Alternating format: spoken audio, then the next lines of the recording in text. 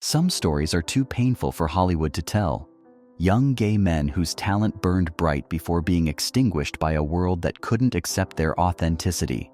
Their deaths haunt an industry that failed to protect its most vulnerable stars while profiting from their gifts. This episode reveals 5 gay men who died tragically young, and Hollywood's calculated silence about how discrimination, rejection, and systematic oppression contributed to their deaths. These aren't just obituaries. These are indictments of an industry that destroys what it can't control. Each death represents not just individual tragedy, but systematic failure of an entertainment machine that consumes authentic talent while maintaining toxic environments that make survival impossible for those who refuse to hide their truth. Number 3 will devastate you because his death was entirely preventable if Hollywood had provided support instead of rejection. Number 1 story proves that fame offers no protection when authenticity becomes liability. Which tragic story breaks your heart most? Where are you watching from? Subscribe because these are the lives that Hollywood's homophobia destroyed. River Phoenix, the Stand By Me star, whose authenticity and sexuality became Hollywood's worst-kept secret before his death at 23, proved that even the most talented young men couldn't survive industry pressures when being different meant being disposable. 1993, River dies outside the Viper Room from drug overdose that shocked Hollywood and devastated fans worldwide. But his death wasn't just celebrity tragedy, it was direct result of systematic pressures that made authentic living impossible for young LGBTQ plus actors in entertainment industry that demanded conformity or exile. Here's what River's career trajectory revealed about Hollywood's treatment of sexually fluid young actors. Breakthrough performances in Stand By Me and My Own Private Idaho showcased exceptional talent and willingness to take on challenging roles that explored themes of sexuality, identity, and authentic human connection that mainstream Hollywood preferred to avoid. His role in My Own Private Idaho as Scott Favor, a character exploring sexual identity and emotional vulnerability, generated critical acclaim, but also industry whispers about River's own sexuality that created professional complications for young actor trying to navigate Hollywood's homophobic landscape while maintaining authentic artistic expression. But River's personal struggles were amplified by Hollywood's systematic rejection of actors who couldn't or wouldn't conform to heteronormative expectations that governed career development and public image management. His sensitivity, his authenticity, his refusal to adopt traditional masculine persona made him valuable as artist but liability as marketable star. The drug use that ultimately killed River was directly connected to pressures of maintaining public persona while suppressing authentic identity that Hollywood deemed too risky for mainstream consumption. His substance abuse became coping mechanism for navigating industry that celebrated his talent while rejecting essential aspects of his humanity. But here's where River's death becomes indictment of Hollywood's systematic destruction of LGBTQ plus young talent. Industry insiders knew about his struggles with identity, his battles with addiction, his desperate attempts to reconcile authentic self with marketable image that studios demanded for continued employment and career development. Instead of providing support, guidance, or authentic career opportunities that honored his complete identity, Hollywood continued extracting value from his talent while contributing to psychological pressures that made his survival increasingly unlikely through systematic rejection and industry discrimination disguised as business decisions. The most devastating aspect of River's story is how his death was entirely preventable if Hollywood had created supportive environment for LGBTQ plus young actors rather than toxic culture that demanded hiding, denial, and conformity to heteronormative standards that destroyed mental health and authentic self-acceptance. His influence on other young LGBTQ+ actors was profound, inspiring many to pursue authentic artistic expression, while his personal destruction served as cautionary tale about cost of authenticity in industry that profits from diversity while punishing individuals who embody it genuinely and completely. Today, River Phoenix is remembered as talented actor who died too young, But Hollywood continues avoiding discussion of how their systematic homophobia and rejection of authentic LGBTQ+ identity contributed to psychological pressures that made his survival impossible when being different meant being disposable rather than valuable. The beautiful tragedy of Rivers' legacy is how his authentic performances continue inspiring LGBTQ+ audiences, while his personal destruction demonstrates deadly cost of Hollywood's ongoing discrimination against young actors who refuse to hide essential aspects of their identity for career survival and industry acceptance. Drop a 1 if you think River Phoenix deserved better support from Hollywood. Brad Renfro, the client child star, whose sexuality and authenticity were systematically suppressed by Hollywood machine that preferred profitable closeting to healthy development, contributing to downward spiral that ended with his death at 25. Brad burst onto Hollywood's scene at 11 years old with breakout performance in The Client that should have launched stable, supported career with proper guidance and authentic development. Instead, became case study in how entertainment industry destroys young LGBTQ+ talent through neglect, exploitation, and systematic rejection of authentic identity development. Here's what Brad's career trajectory revealed about Hollywood's treatment of young actors struggling with identity and sexuality. Early success in high-profile films like Sleepers and The Cure showcased exceptional natural talent that critics and audiences recognized as generational gift, requiring careful nurturing and authentic career development. But Hollywood's approach to Brad's development prioritized profit extraction over personal welfare, creating an environment where young actors' emerging sexuality and identity became problems to manage rather than aspects of humanity to support and celebrate through inclusive career opportunities and authentic representation. Industry insiders knew Brad was struggling with identity, sexuality, and pressure to conform to heteronormative expectations that governed young actor development in entertainment environment that systematically rejected authentic LGBTQ+ identity as career liability, requiring management or elimination through various control mechanisms. His descent into drug addiction and legal troubles was directly connected to psychological pressures of suppressing authentic identity while maintaining public persona that Hollywood demanded for continued employment and marketability in industry that celebrated his talent while rejecting essential aspects of his developing humanity and personal truth. But here's where Brad's story becomes systematic indictment of Hollywood's child actor exploitation that particularly damages LGBTQ+ young people. The same industry that profited from his exceptional talent provided no support system for authentic identity development or healthy transition from childhood stardom to adult career and personal fulfillment. The legal troubles, drug arrests, and behavioral problems that characterized Brad's later years were symptoms of deeper psychological damage caused by industry that demanded performance while rejecting authenticity, creating impossible tension between professional success and personal truth that made healthy development virtually impossible.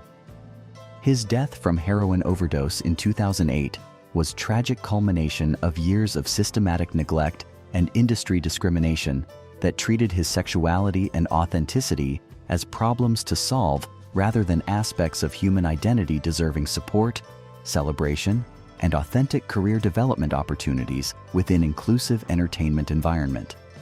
The most devastating aspect of Brad's destruction is how preventable his death was if Hollywood had provided supportive environment for young LGBTQ+ actors rather than exploitative system that extracted value while contributing to psychological pressures through systematic rejection and discrimination disguised as industry standard practices.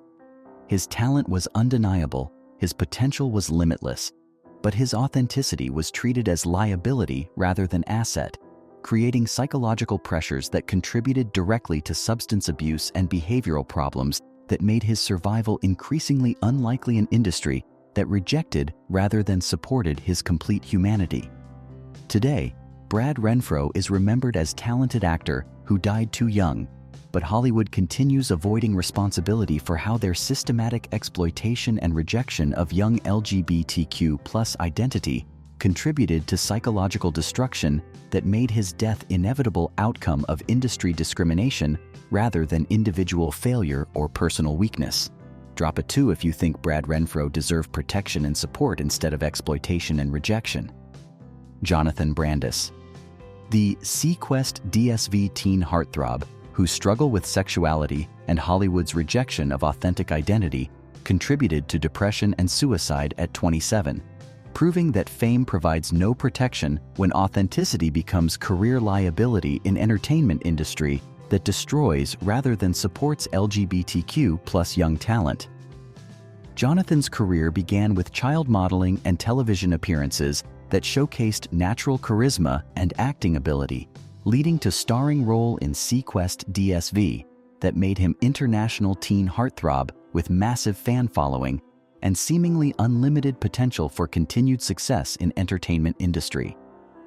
But Jonathan's internal struggle with sexuality and identity created impossible conflict with public persona that Hollywood marketing machine demanded for continued employment and career development in industry that systematically rejected authentic LGBTQ+ representation as threat to marketable image and mainstream appeal. Here's what industry insiders knew but never addressed publicly about Jonathan's situation.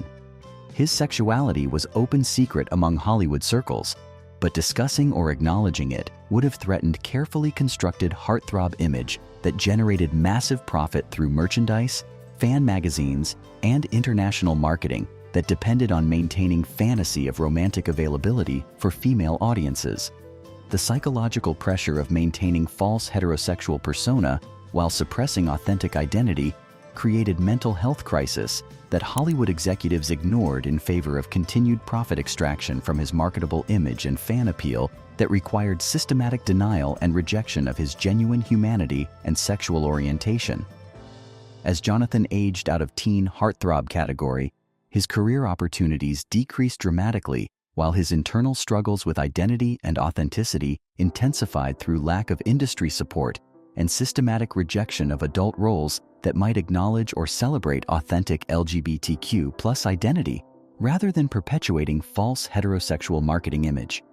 His attempts to transition into adult acting roles were systematically sabotaged by industry perception that his sexuality made him unsuitable for romantic leads or mainstream roles, creating professional exile that contributed to depression and feelings of worthlessness that made survival increasingly difficult in entertainment environment that rejected rather than supported authentic identity development. But here's where Jonathan's story becomes indictment of Hollywood's systematic destruction of LGBTQ+ young talent through exploitation and abandonment. The same industry that profited from his teen appeal provided no support system for authentic identity development or career transition that honored his complete humanity rather than exploiting marketable aspects while rejecting personal truth. The depression that led to his suicide in 2003 was direct result of systematic rejection and industry discrimination that treated his sexuality as career liability rather than aspect of human identity deserving support, celebration, and authentic representation through inclusive career opportunities and genuine acceptance within entertainment community. His death by hanging was tragic culmination of years of psychological pressure created by industry that demanded performance while rejecting authenticity, making healthy development and adult career success virtually impossible for young LGBTQ+ actors whose genuine identity conflicted with profitable marketing image and mainstream expectations. The most devastating aspect of Jonathan's story is how preventable his death was if Hollywood had provided supportive environment for authentic identity development rather than exploitative system that extracted profit while contributing to psychological destruction through systematic rejection and discrimination disguised as standard business practices. Today, Jonathan Brandis is remembered as teen heartthrob who died too young, but entertainment industry continues avoiding responsibility for how systematic homophobia and rejection of authentic LGBTQ+ identity contributed to mental health crisis that made his survival impossible when being genuine meant career death and personal exile. Drop a 3 if you think Jonathan Brandis deserved authentic support instead of exploitative rejection. Corey Haim, the Lost Boys star whose sexuality became Hollywood's toxic secret, while systematic abuse and industry exploitation contributed to addiction and death at 38, proving that young LGBTQ+ actors face unique vulnerabilities in entertainment system designed to exploit rather than protect authentic talent and human dignity. Corey's meteoric rise to stardom in 1980s teen films should have been dream come true for young actor with natural charisma and screen presence that captivated audiences worldwide. Instead became nightmare of exploitation, abuse, and systematic rejection that destroyed his mental health and made survival impossible in industry that consumed rather than nurtured young talent. Here's what Hollywood knew but systematically covered up about Corey's experience as young LGBTQ+ actor in entertainment environment that enabled predatory behavior while rejecting authentic support and protection for vulnerable young performers whose sexuality made them targets rather than treasured talent, deserving industry protection and career development. The sexual abuse Corey experienced from powerful Hollywood figures was directly connected to his vulnerability as young gay actor in industry that systematically exploited LGBTQ+ performers while maintaining silence about predatory behavior through NDAs, career threats, and systematic intimidation that prevented victims from seeking help or justice. But the abuse was compounded by industry rejection of his authentic identity that made healthy relationships and genuine support systems virtually impossible while contributing to psychological trauma through systematic denial of humanity and dignity that young LGBTQ+ actors deserved from entertainment industry that profited from their talent. His descent into drug addiction was direct coping mechanism for psychological trauma caused by abuse and systematic rejection in entertainment environment that provided no support systems for young LGBTQ+ actors facing exploitation while demanding continued performance and marketable image maintenance that required suppression of authentic identity and personal truth.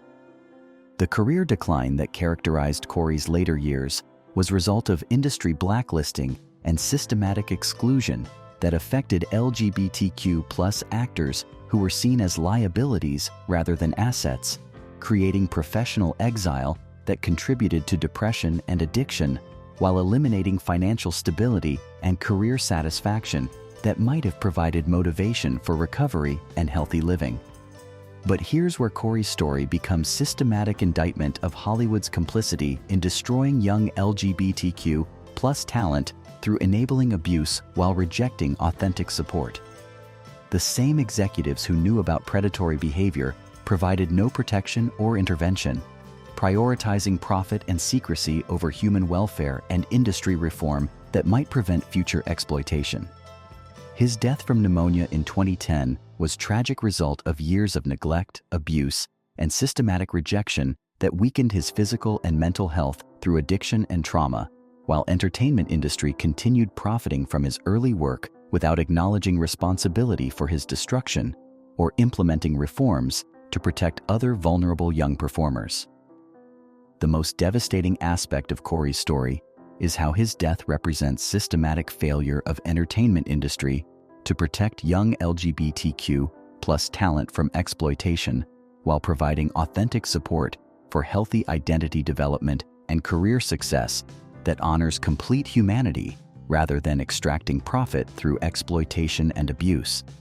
His influence on discussions of Hollywood abuse and LGBTQ+ exploitation continues inspiring advocacy for industry reform and protection systems that might prevent future tragedies through accountability and genuine support, rather than continued silence and systematic enabling of predatory behavior that destroys vulnerable young talent. Today, Corey Haim is remembered as a talented actor who died too young, but his story continues exposing entertainment industry's systematic failure to protect LGBTQ+ performers while enabling abuse and exploitation that makes authentic survival impossible for young actors whose vulnerability becomes target rather than protected characteristic. Drop a 4 if you think Corey Haim deserved protection from abuse instead of industry complicity and systematic exploitation. Leslie Chung. The Hong Kong superstar whose suicide at 46 shocked Asia and revealed how systematic discrimination and industry rejection of authentic LGBTQ+ identity creates psychological pressures that make survival impossible even for internationally successful performers with massive talent and devoted fan following worldwide. Leslie was more than entertainment icon. He was cultural revolutionary who challenged Asian entertainment industry's rigid masculinity expectations through groundbreaking performances in films like Farewell My Concubine and Happy Together that explored themes of sexuality and identity with artistic courage that mainstream Asian cinema had never seen before. His authentic representation. His international success should have provided protection and platform for continued authentic artistic expression, but instead created additional pressures as his visibility made him target for systematic discrimination and cultural rejection that affected not just career opportunities, but personal safety and mental health in environments increasingly hostile to LGBTQ+ authenticity. Here's what Leslie's career revealed about Asian entertainment industry's treatment of LGBTQ+ performers.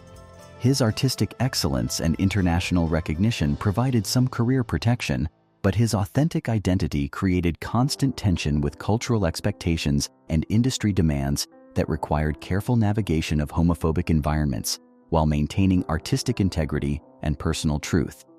The psychological pressure of representing LGBTQ+ identity in culturally conservative entertainment environment while facing systematic rejection and discrimination contributed to depression that intensified throughout his career despite professional success and international acclaim that should have provided fulfillment and security, but instead created additional burden of representation and cultural resistance. His relationship with partner Daffy Tong was conducted largely in private due to cultural hostility and career protection needs, creating isolation and authenticity suppression that contributed to mental health struggles while preventing access to supportive community and genuine relationship recognition that might have provided psychological stability and authentic connection. But here's where Leslie's story becomes indictment of how cultural homophobia creates impossible pressures for LGBTQ+ performers regardless of success level. His international fame and artistic recognition provided no protection from systematic discrimination and cultural rejection that made authentic living increasingly difficult, while professional demands intensified psychological pressures through visibility without acceptance. The depression that led to his suicide in 2003 was a direct result of systematic cultural rejection and industry discrimination that treated his sexuality as career liability and personal shame rather than aspect of human identity deserving celebration and support within entertainment community and broader cultural acceptance that might have prevented his psychological destruction.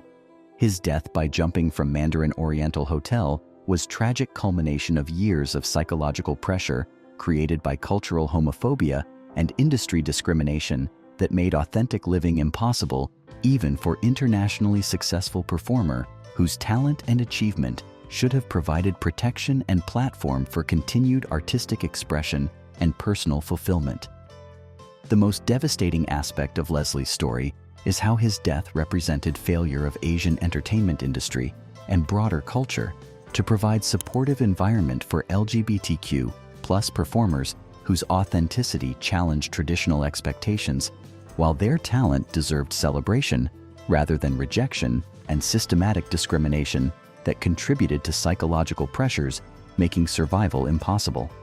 His legacy includes inspiring countless LGBTQ+ individuals across Asia, while his death serves as a reminder of deadly cost of systematic discrimination and cultural homophobia that destroys even most successful and talented individuals when authenticity becomes liability rather than celebrated aspect of human diversity and artistic expression.